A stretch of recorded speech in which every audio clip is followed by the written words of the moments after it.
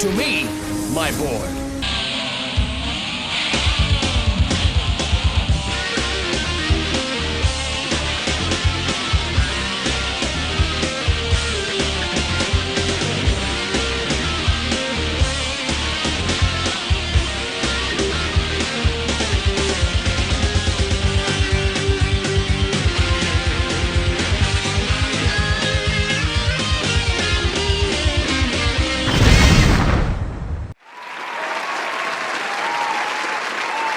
Hello and welcome to Mad About Superheroes Cartoon Showcase.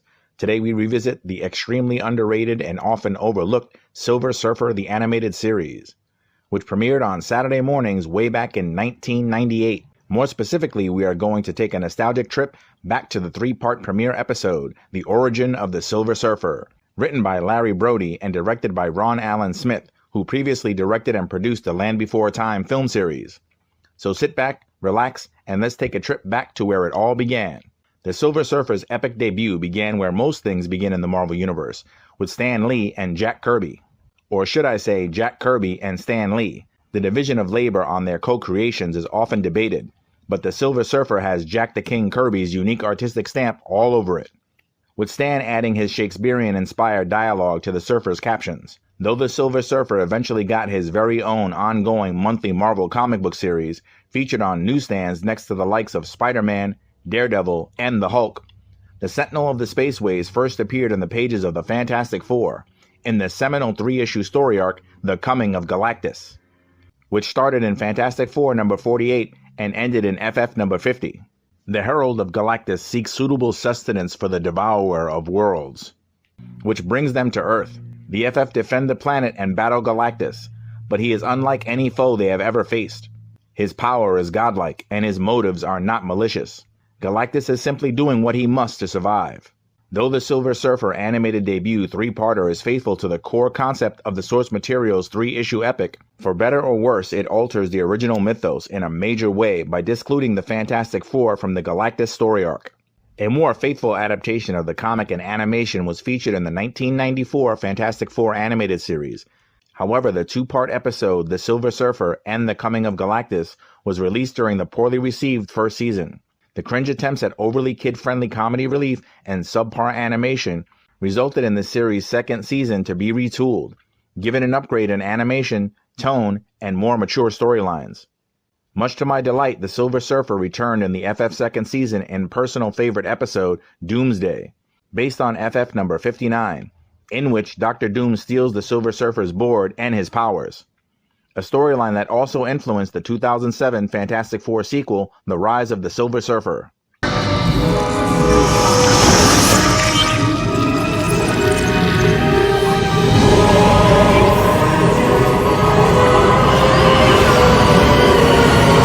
The Rise of the Silver Surfer also drew inspiration from the seminal Coming of Galactus storyline. Though the setup was good, they just couldn't stick the landing.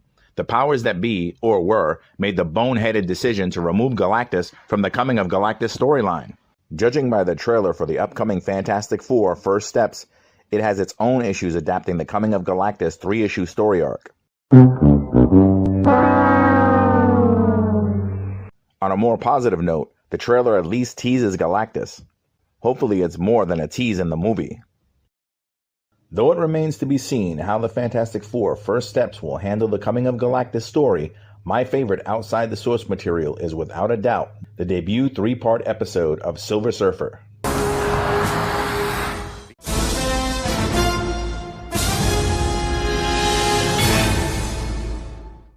With references to the dreaded enemies, the noble Kree, and the vile Skrull empires, the Watcher Uatu explains his duty to always observe and never intervene, an infinite task that has brought him great joy as well as great sorrow. Uatu's ever-watchful eye now gazes upon the peaceful planet of Zenla and the Coming of Galactus, a powerful being that lives off the life force of entire planets. Norrin Rad and his beloved Shalabal reminisce of their homeworld's history, and Norrin confesses a deep desire for something more than his destined life as Master of Zenla.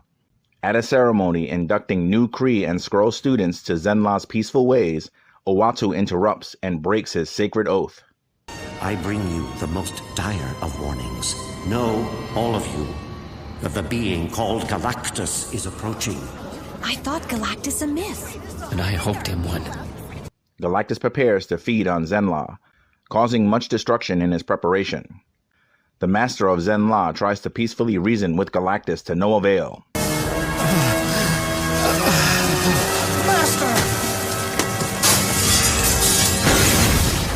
The Kree and Skrull join forces to wage war on Galactus, a valiant effort on their part, but also to no avail.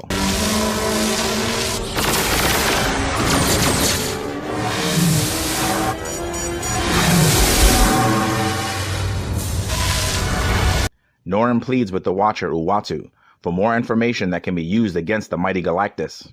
You must know something we can use to save our world. Tell me his secret, now! Norrin pilots an old spacecraft to get up close and personal with Galactus, and he presents him with an intriguing bargain.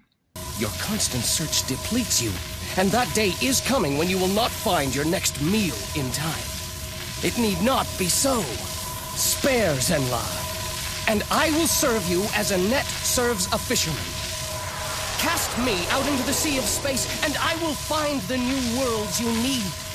Norrin then returns to Zenla and explains his plan to his beloved Shalabal. But unfortunately, their goodbye is short and bittersweet. Galactus beckons. Norrin then undergoes an intense transformation into the herald of his new master. Norrin Rad exists no more. Master, I am ready to serve. Then go, my Silver Surfer. The space ways beckon, and the great hunger is upon me once more. To me, my board. Norrin Rad is lost, and most unfortunately, his plan to lead Galactus to lifeless planets is also lost. What of this planet, Master? I gave a promise once to an honorable man. That planet is not for such as we. With his memories hidden from him, the Silver Surfer doesn't understand why he's so moved by the plight of Galactus's victims, until he's forced into a mental battle with the tyrant Thanos, an entity dedicated to total annihilation. During the conflict, the mental barrier created by Galactus is breached, and the Silver Surfer's awareness of his past returns. Left with a sense of loneliness and betrayal, the Silver Surfer confronts his master about this treachery. Galactus! You have failed me, my herald. The site of Galactus's latest degradation is also revealed, a small blue and green world its inhabitants call Earth. As Galactus prepares to feed upon Earth, his usual amount of destruction ensues. Still struggling to retain the entirety of his memories, the Silver Surfer defies Galactus, and he is swatted like a fly. The Surfer tries to warn the people of Earth of the coming of Galactus as he's flooded with past memories. Norrin, this ship is so primitive, so old. I can't understand why it fascinates you. It is not the ship, Shalabal. It's what it means. He's attacked by the U.S. Air Force, and while he's dazed, he meets and rescues two young ladies from the devastation surrounding them. He's reminded of his beloved. Yes. Shalabal. My Shalabal. Sorry, Silverado, but the name's Frankie. Frankie Ray. Though she is hurt by falling debris, the Silver Surfer heals her with his power cosmic. His empathy for the people of Earth reminds him of Zenla, and his plan to lead Galactus only to lifeless planets to feed upon. He turns against his master, vowing to stop him once and for all. While people flee from the devastation to the planet, Frankie is more proactive. Hope the owner doesn't freak out. I didn't run my card through.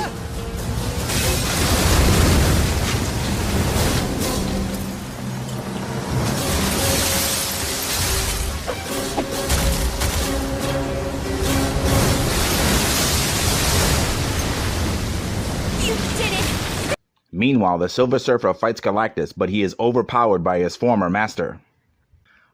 But the Silver Surfer fights on despite the overwhelming odds. His conviction to prevent the Earth's destruction persists. Galactus is inspired by the Surfer's convictions and spares the Earth and sets his herald free. But not with a blessing, instead with a curse. Synonymous with Galactus, Those the Surfer encounters will fear him and treat him as a villain. Frankie is transported to Galactus by the power cosmic transmitted to her by the Silver Surfer. And much like Norrin Radd before her, she is transformed into Galactus's new herald, Nova. The Silver Surfer streaks towards his homeworld, Zenla, but it is hidden from him forevermore by his former master. One last cruel punishment and price to pay for his triumph and his freedom. I will find you, Shalabal. No matter how long or dangerous the way, no matter what travail I must endure, never will I stop searching. This I swear by our love.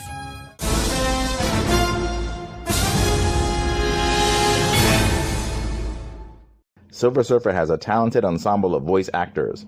Paul Asombre as Norrin Radd, the Silver Surfer. Asombre also voiced another Marvel character, the Swordsman, on Avengers United They Stand. James Blendick as Galactus. Blendick previously voiced Apocalypse on X-Men the Animated Series. Colin Fox as Uatu the Watcher. Fox also provided his voice talents to X-Men the Animated Series, voicing the villainous Purple Man. Tara Rosling provides the voice of fiery Frankie Ray. And Camilla Scott beautifully provides the voice of Norrin Radd's beloved Shalabal.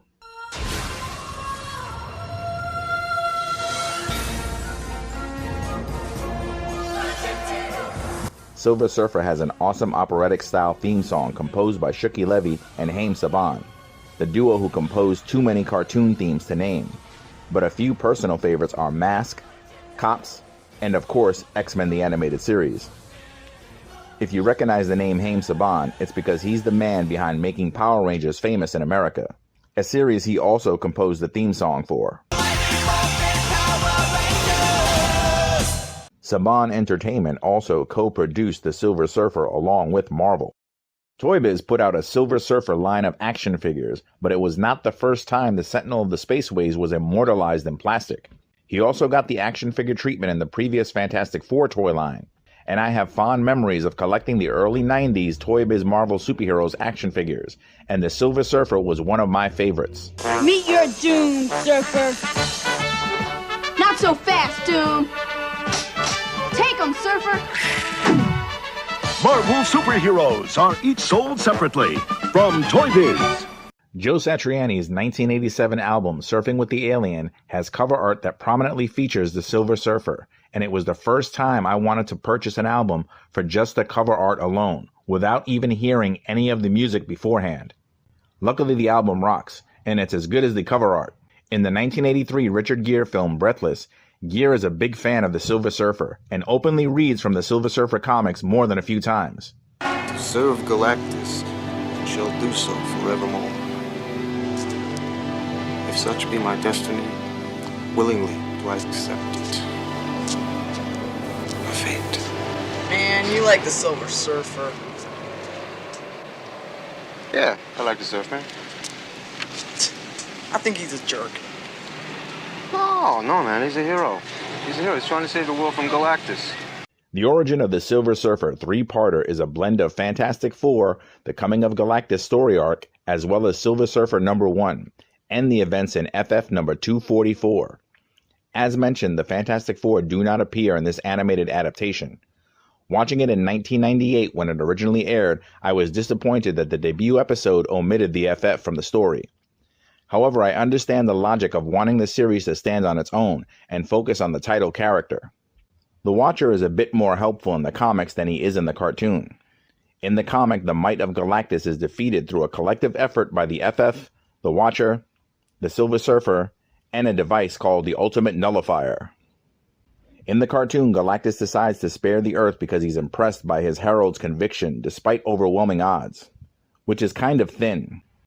It would have made more sense if Frankie made the same deal that Norrin made to save Zenla, agree to become Galactus' new herald, and in exchange he'd spare the Earth, motivating Galactus to set the Surfer free but punish him for his defiance. What actually happens is Galactus is ready to feed on Earth one minute, and the next he decides to ignore his hunger because of his herald's empathy for humanity. And the motivation behind Frankie's transformation into the new herald of Galactus is convenience, or more likely, due to script contrivance. I'm a huge fan of Marvel cosmic events. I was collecting comics in the mid-'80s when they relaunched the Silver Surfer comic book. I love Captain Marvel. No, not Carol Danvers' Captain Marvel, the original Captain Marvel. Okay, technically he's the original Captain Marvel, but I meant Marvel's Captain Marvel. Marvel. Ah, finally. That's more like it. The first time I encountered Thanos in the pages of a Marvel comic was in Captain Marvel, written and illustrated by Jim Starlin. I was collecting Marvel comics during such epic tales as The Death of Captain Marvel, The Infinity Gauntlet, and The Infinity War. So to say that I'm a huge fan of Thanos is to say the least. Thanos is not involved in the original comic origin of the Silver Surfer, but I absolutely love the inclusion of Thanos in the origin of the Silver Surfer. I really like the decision to make Thanos integral to the Surfer getting his memories back. Thanos desires to appease his Lady Chaos by achieving total annihilation, which motivates him to seek the destructive power of Galactus. In the Marvel Comics, Thanos serves Lady Death, but it was changed to Lady Chaos due to Fox broadcast standards. In the Fantastic Four comics, the Silver Surfer begins to empathize with the people of Earth when he meets Alicia Masters, girlfriend to Ben Grimm the Thing, and stepdaughter to the villainous Puppet Master. Though she's blind, Alicia is able to connect with the beauty of the world in such a profound way that it touches the Silver Surfer to his very core, convincing him to betray his master. The cartoon has a similar portrayal when the Surfer encounters Frankie Ray. Though he already turned against Galactus at this point and was attempting to save the Earth, Frankie reminds him of his beloved Shalabal.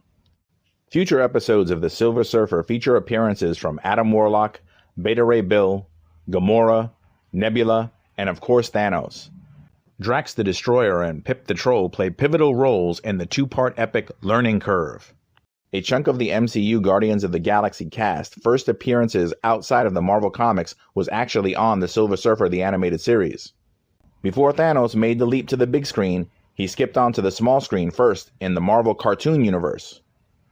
Though the Silver Surfer's mission is to serve the needs of Galactus and satisfy his endless hunger, the empathy he knew as Norrin Radd persists. He's subservient to his master, and he's an accomplice to great atrocities, and when he breaks free from Galactus' control and remembers his past, he has much to atone for.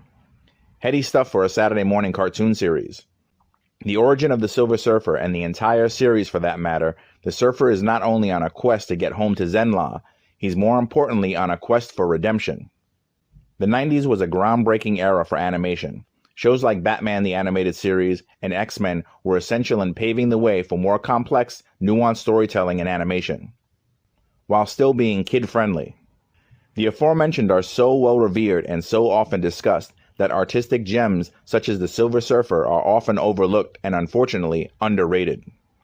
Unfortunately, a legal dispute between Saban Entertainment and Marvel resulted in the cancellation of the Silver Surfer series, leaving us with only one season consisting of 13 episodes. The Silver Surfer animated series beautifully uses a blend of cel-shaded and computer animation and is rendered in the style of the Silver Surfer's creator, Jack the King Kirby. Hail to the king, baby. I hope you've enjoyed this episode of Cartoon Showcase. Thanks so much for letting your geek flags fly with Mad About Superheroes.